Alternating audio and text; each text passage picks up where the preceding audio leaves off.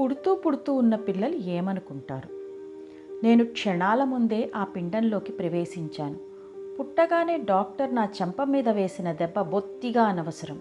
అది నాకు చాలా కోపాన్ని తెప్పించింది. పైపెచ్చు ఆ డాక్టర్ అంతకు ముందు రాత్రి సేవించిన మద్య ప్రభావం నుండి ఇంకా తేరుకోలేదు. నేను ఒంటరిగానే ఫీల్ అయ్యాను. పుట్టగానే అతి గాఢంగా నేను కోరుకున్నది మా అమ్మ నన్ను ఎత్తుకొని ఎదకు హత్తుకొని ముద్దాడాలని. కానీ ఆమె ఎనస్థీషియా మత్తులో ఉంది. నాకెవ్వరూ లేరు. నేడు చాలామంది అనుసరిస్తున్న అబార్షన్ అనగా గర్భవిచ్ఛేదన పద్ధతి పాపమా, అనైతికమా? ఇది చాలా వివాదాస్పదమైన, దీనిని కొంచెం తరచి చూస్తే గర్భస్థ పిండాన్ని ఆత్మతో కూడిన ప్రాణిగా పరిగణించవచ్చునా? ఆ పిండంలోకి ఆత్మ ఎప్పుడు ప్రవేశిస్తుంది? తల్లి కడుపును తన్నుతుండే శిశువులో ఆత్మ ఉందా? ఇలాంటి కీలకమైన ప్రశ్నలకు సమాధానం రాబట్టాలి అన్న ఉద్దేశంతో డాక్టర్ హెలెన్ వాంబాక్ తన హిప్నోసిస్తో చైతన్య తిరోగమనం పద్ధతి ద్వారా 750 మందిని ఒక్క ప్రశ్న అడిగింది. మీ ఆత్మ మీ తల్లి గర్భంలోకి, పిండంలోకి ఎప్పుడు ప్రవేశించింది అన్న ఈ ప్రశ్నకు సమాధానాలు చాలా ఆసక్తిని రేకెత్తించేవిగా ఉన్నాయి. ఈ 750 మంది కూడా పిండంతో తాము ముడిపడిలేమని, అసలు ఆ పిండంలోకి ప్రవేశించి ఆ ఇరుకులో అవస్థపడడం కన్నా స్వేచ్ఛగా ఆత్మస్థితిలో విహరించడమే తమకు హాయి అనిపించిందని పేర్కొన్నారు. తమకు తాము ఎంతో నచ్చచెప్పుకున్న తర్వాత కానీ పిండం యొక్క జీవకణాలలో అంతర్భాగంగా తాము కలిసిపోలేకపోయాము అన్నారు. 100కి చాలామంది తల్లికి 6వ నెల వచ్చాక కానీ ఆమెలోకి తాము ప్రవేశించలేదన్నారు. తాము పరిణితి చెందిన పెద్దలుగాను, పిండం అన్నది చాలా అపరిణితమైన రూపంగాను భావించామన్నారు. టెలిపతి ద్వారా తమ జనన సమయంలోనూ ఆ తర్వాత తల్లి భావాలను తాము తెలుసుకోగలిగామని వారు చెప్పారు. కొన్ని కేసు షీట్లను, వాటిలోని జవాబులను పరిశీలిద్దాము. నేను ఆ పిండం బయటికి పడడానికి సిద్ధమవుతుండగా అందులోకి ప్రవేశించాను. మా అమ్మ తన ప్రసవం గురించి భయపడుతూ ఉంది. ఆమె సంతోషంగా మాత్రం లేదు. నేను 9వ నెల చివర ఆ పిండంలోనికి చేరాను. మా అమ్మ అసలు నా పుట్టుక గురించి ఏమీ పట్టించుకోలేదు. నిజానికి ఆమె మా నాన్నతో డబ్బు వ్యవహారాల గురించి మాట్లాడుతుంది చివరిదాకా. జననానికి పూర్వం ఎక్కడ ఉన్నానో నాకు సరిగ్గా తెలియలేదు. కానీ ఈ పిండంలోకి వెళ్ళని నన్నెవరో తోస్తున్నట్టు, ఈ జీవితాన్ని జీవించు అని ప్రోద్బలం చేస్తున్నట్టు మాత్రం అనిపించింది. నేను పిండం ప్రారంభ దశలో దానిలో ఉందామని ప్రయత్నించాను. కానీ ఎందుకో నాకు ఆ వాతావరణం నచ్చలేదు. కనుక విడిపోయి స్వేచ్ఛగా తిరిగి ప్రసవ వేదన మొదలవగానే పునఃప్రవేశించాను. మా అమ్మకు నొప్పులు తెలియకుండా ఉండాలని మత్తు ఇచ్చారు. కనుక నేను పుట్టినట్టు ఆమెకి తెలీదు. ఆమె దుఃఖంతో, భయంతో ఉన్నట్టు అనిపించింది. నేను కవలల్లో ఒకడుగా పుట్టాను.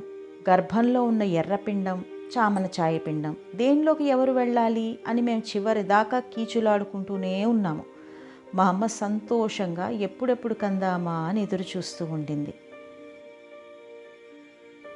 నేను నాకు కేటాయించిన ఈ పిండం పెరుగుదలను అడపాదడపా గమనిస్తూ వచ్చాను. దాని ద్వారా నేను ఒక ఉత్తమ జన్మనెత్తాలి అని తెలుసు నాకు. కానీ ఆ మాట అనుకోవడంలో ఎట్లాంటి అతిశయం కానీ, అహంకారం కానీ లేదు. ఇంకా మా అమ్మ అయితే తన పాత్ర నిర్వహించడానికి సిద్ధంగా ఉంది. నేను ఆమె కలిసి ఇంతకు ముందొకసారి ఇలాంటి సంయుక్త ప్రణాళిక నిర్వహించాము. కానీ నేను గర్భంలో ఉండగా ఆమెకు దాని గురించి ఏమీ గుర్తులేదు. మా అమ్మ ఒక పూర్వజన్మలో నా కూతురు. నేను ఆమెలోకి ప్రవేశించక ముందరి నుంచి ఆమె శరీర పోషణకు దోహదం చేయసాగాను. ఆ పిండం పెరుగుదల బాధ్యత కూడా నేనే స్వీకరించాను. పిండం పూర్తిగా పెరిగాక చివరి నెలలో నేను అందులోకి వెళ్ళాను. మా అమ్మకి నేను పుట్టాలి అనే ఉంది, కానీ ఆమె చాలా ఆందోళనతో ఉండేది. నేను చివరి మాసాలలో గర్భంలోకి చేరాను. తల్లి గర్భం వెచ్చగా, సురక్షితంగా ఉంది. కానీ మా అమ్మ మా నాన్నకు విడాకులు ఇవ్వాలి అనుకుంటుంది. కనుక నేను పుట్టాలి అన్న కోరిక ఆమెలో లేదు. అట్లా ఆమె నా పట్ల అనిష్టంగా ఉన్నప్పటికీ ఆమెను ప్రేమించడం అన్న సాధన నా ఈ జన్మకు ఉద్దేశమని, ఇది నా కర్మ. గమనిక, ఈ కర్మ అనే పదాన్ని ఆ అమెరికన్ అట్లానే వాడాడు. ఇది సంకలనకర్త చేర్చిన పదం కాదు. కర్మ, కర్మఫలాలు, వాసనలు వంటి పదాలు పాశ్చాత్యులు వాడడం మున్ముందు చూస్తూ ఉంటాము. అది నా కర్మలో భాగమని నాకు తెలుసు. వీటి తర్వాత డాక్టర్ హెలెన్ అడిగిన ప్రశ్న, మీ గర్భనాళిక ద్వారా వెలుపలికి వచ్చారు, పుట్టారు. ఆ క్షణంలో మీ భావనలు ఎట్లా ఉన్నాయి? దీనికి సమాధానాలు ఇట్లా వచ్చాయి. పుడుతూ పుడుతూ ఉండగా ఒకదాని వెంట ఒకటిగా ఎదురయ్యే వెలుతురు, అతి చల్లని గాలి, చప్పుళ్ళు ఇవన్నీ కూడా తమకు ఎంతో ఇబ్బందిని, చిరాకును కలిగించాయని చాలామంది వివరించారు. కొంచెం ఇక్కడ ఆగుదాం. పుడుతున్న బిడ్డే ఇట్లా అశాంతికి ఎందుకు గురి అవుతుందో ఆలోచిస్తే మన ఆధునిక ప్రసూతి పద్ధతులు అన్ని విధాలా సమర్థనీయాలా అని బేరీజు వేయడం సులువు అవుతుంది. తల్లి గర్భంలో ద్రవం మధ్య వెచ్చగా, పొందికగా, సురక్షితంగా ఉంటుంది శిశువు. అక్కడంతా చీకటి. తల్లి గుండెలయ సంగీతంలా ప్రశాంతంగా చిచ్చుకొడుతుంటే హాయిగా ఉంటుంది గర్భస్థ శిశువు. కానీ ఆధునిక ప్రసూతి పద్ధతుల ప్రకారం అయితే నర్సింగ్ హోంలో కత్తుల కటార్ల చప్పుళ్ళు, నర్సుల డాక్టర్ల కేకలు, విద్యుత్తు లేని చోట జనరేటర్ చప్పుళ్ళు, శ్రావ్యం కాని ఈ ధ్వని కాలుష్యం మధ్యకు నిశ్శబ్దం నుంచి హఠాత్తుగా వస్తుంది బిడ్డ. అదొక షాక్. చీకటి వంటి తల్లి గర్భకుహరంలో నుంచి 2-3 వేల వాట్ల నియాన్ దీపాల ధగధగల్లోకి రాగానే అప్పుడప్పుడే విచ్చుకుంటున్న ఆ లేలేత కళ్లకు అమితమైన కాంతి రూపంలో ఇంకో షాక్. తల్లి గర్భపు వెచ్చదనం నుండి చల్లటి వాతావరణంలోకి, ఎయిర్ కండిషన్ అయితే ఇంకా అధ్వాన్నం రావడంలో శరీరానికి 3వ షాక్. సిజేరియన్ ప్రసూతి అయితే ఆ చిన్నారుని కత్తులతో, పట్టకార్లతో లాగి యువతలకి తీసుకురావడం ఆ బిడ్డకు ఎంత క్రూరమైన స్వాగతమో అనిపిస్తుంది. దీనితో పోలిస్తే పాత రోజుల్లో ఇళ్లల్లోనే జరిగే ప్రసవాలలో బిడ్డకు తగిన పరిస్థితులు ఉండేవేమో అని అనిపించడం లేదు. తగు మాత్రపు వెలుతురు, అనవసరమైన ధ్వని కాలుష్యం లేకపోవడం, ఇంటి వెచ్చదనం, అన్నిటికన్నా మిన్నగా ఆ కంటున్న తల్లి తనకు పరిచయమైన వాతావరణం, తన వారి మధ్య ఏ తల్లి చేతినో పట్టుకొని ఉండగా ఆ ప్రసవ సమయంలో చూలాలి మనసుకున్న నిబ్బరము, శాంతి, ఆసుపత్రిలో డబ్బు కోసం తమ విధిని నిర్వర్తించే ఎఫిషియంట్ యాంత్రిక వాతావరణం మధ్య లభించదు అనడం సత్యదూరం కాదు కదా. కానీ ఇంటి దగ్గర కనడానికి వైద్యపరమైన కొన్ని జాగ్రత్తలు అవసరమే. మరీ కొన్ని సందర్భాలలోనైతే ఇంటి వద్ద ప్రసవం ప్రాణాంతకం కూడా. అత్యధిక శాతం ప్రసవాలు ప్రకృతి ప్రసాదాలే కనుక 2 పద్ధతులను కలుపుతూ ఇళ్ల దగ్గర వైద్యపరంగా ఆధునికమైన సదుపాయాలను, జాగ్రత్తలను కల్పించలేమా? ఇదే విషయం మీద ద మ్యాజికల్ చైల్డ్ అన్న గ్రంథంలో ప్రపంచ విఖ్యాతుడైన శిశు ప్రవృత్తి అధ్యయనవేత్త డాక్టర్ జోసెఫ్ చిల్డ్రన్ ప్యూర్ చెప్పిన కొన్ని అంశాలు, సూచనలు కూడా గమనించడం చాలా అవసరం.